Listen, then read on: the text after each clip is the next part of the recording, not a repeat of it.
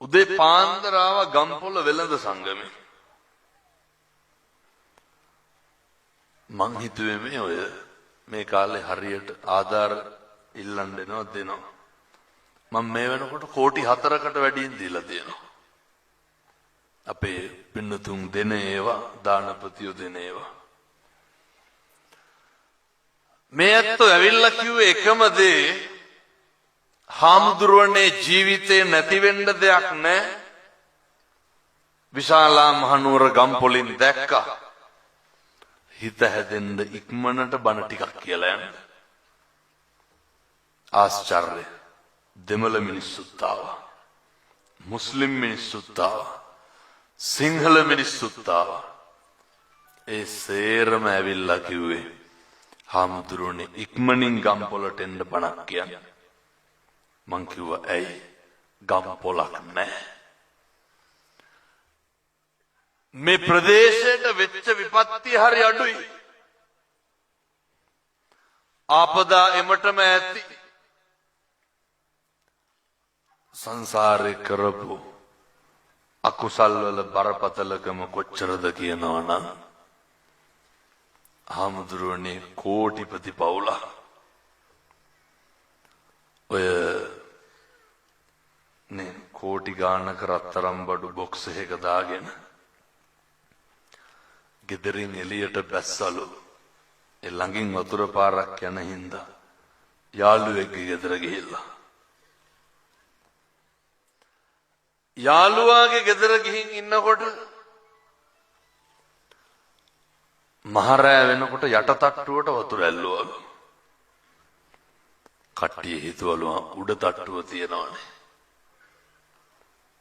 කවදාවත් කිසිම කෙනෙක් මෙහෙම අසරණ වෙන්න හොඳ නැහැ. කවදාවත් පින්නතුනි කිසි කෙනෙකුට මෙහෙම මරණයක් අත් වෙන්න හොඳ නැහැ. මම ඔය පින්නතුන්ගෙන් අහුවා කියනවා හාමුදුරුවනේ යට තට්ටුවට වතුර පිරිච්ච හින්දා වෙන්න කට්ටිය උඩ තට්ටුවට ගිහිල්ලා අර ඉලෙක්ට්‍රික් ගේට්ටු දොරවන්නේ වැස්සට පස්සේ මොකද වුනේ? හාමුදුරුවනේ දොරවල් අරින්න බෑ, ගේට්ටු අරින්න බෑ, කරන්ට් එක ගියා. කඩන්නද? බහින්න බෑ, යට තට්ටුව පිරීලා ගහගෙන යනවා. මට පාන්දර 2ටත් එදා කෝල් ආවා චොපර් එකක් හරියවන්න කියලා. ඒ කෝල් එක ගන්නකොට ඇහෙන්නේ පරක් තරක් නැතිව බේර ගන්න කියන හඬ විතරයි. හාමුදුරු කෙනෙක් කියනවා ගම්පොළ ටවුන් එකේ අපේ මේ ජීවිතේ මරණ බය. ජීවිතය කියන්නේ මොකක්ද කියන එක මේ මිනිස්සු දැන් හැල්මේ දිව්වට මොකද එදා දැවුණලු.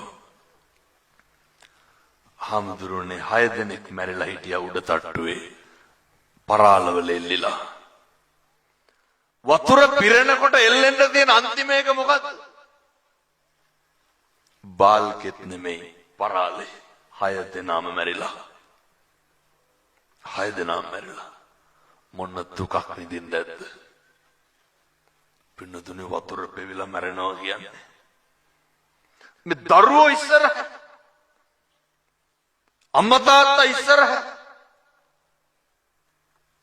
ප්‍රාර්ථනා කරන්න මේ වගේ ව්‍යසනයක් නම් දලදා හාමුදුරුවන්ගේ ආනුභාවයෙන් ආය මේ ලංකාදීපයට එන්න එපා සාදු කියලා ප්‍රාර්ථනා කරන්න.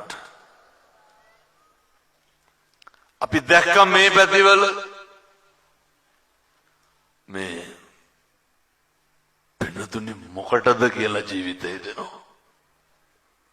සමහර ගෙවල් වල මඩ දාලා තියෙනවා දකින්නද? රත්තොට පැත්තේ ආමුදුරෝනේ උළුවහු වලට උඩින් මඩ අදිනකොට මිනි හම්බුණා.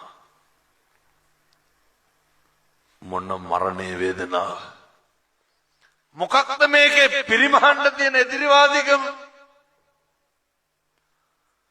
මොකක්ද මේකේ පිරිමහන්න තියෙන වෛරය? මොකක්ද මේකේ අනෙකත් එක්ක රණ්ඩු දබර වෙලා ඔට්ටු තට්ටු වෙලා මොකක්ද අපිට බේරගන්න තියෙන්නේ? අපි මේ ලෝකෙ මහා හිතන්නේ නැති විදිහට මැරෙන මිනිස්සු.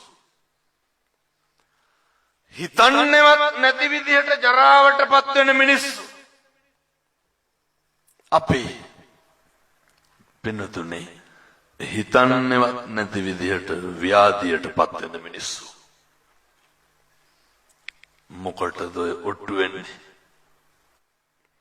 මොකක්ද අනෙකට දුකක් දීලා අපිට ගන්න තියෙන දේ? පොරාලනෝනේ તો ඊට කඩන් වලට. එහෙනම් මේ පැත්තේ වල නැත්තම් සහෝදර ගැන කල්පනා කරන්නකො. මොකක්ද අපි අන්තිමේ ලබලා ඉතුරු වෙන දේ? මොකක් හරි එකක් තියනවද මේ ජීවිතේ? එක කඩයිමක් පැන්නට පස්සේ හාමුදුරුවනේ මට මෙන්න මෙදා ඉඳන් සැනසීමක් තියෙනවා කියලා කියන්න එකක් තියෙනවද? මේකේ පින්නතුනි තියෙන්නෙම පහුවෙන්න ඇදගෙන යන්න බර දැනෙනවා විතරයි. මේක ඇදගෙන යන්න වේදනාව දැනෙනවා විතරයි. අර අහලත් මම හිතන්නේ බුදුවරු දේශනා කරලා තියෙන්නේ නේද? මනෝ පුබ්බංගමා ධම්මා මනෝ සෙට්ඨා මනෝමය නේ මනසාචේ පසන්නේන පදුට්ටේන. හරි වැදගත්. භාසතිවා කරෝතිවා. හොඳට මතක තියාගන්න. මේ සංසාරේ කියන හැම වචනයකටම වග කියන්න වෙනවා පින්නතුනි. කියන හැම වචනයකටම පෙනී හිටින්න වෙනවා. අපි කරන හැම දෙයකටම පෙනී හිටින්න වෙනවා. කොහොමද? අර තතෝනං සුඛමං වේති දුක්ඛමං වේති එක්කෝ ඡායාවන පායිනි නැත්තං චක්කං වහතෝ පදං. ජීවිතේ දන්න කාලේ ඉඳන් එන්න ඇති වෙන්නේ දුකද සැපද? මං කියන්නේ වයසට යන්න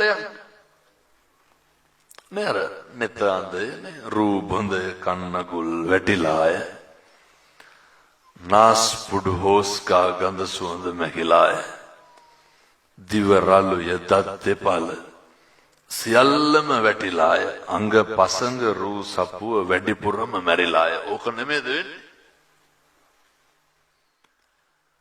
දන්න කාලේ ඉඳන් මේ වෙනකොටත් මින් ඉදිරියටත් ඉස්සරහටත් තියෙන්නේ වෙනදන අර කරපු පව් පින් එක්ක මේ ගමන යන්න දෙන්නේ.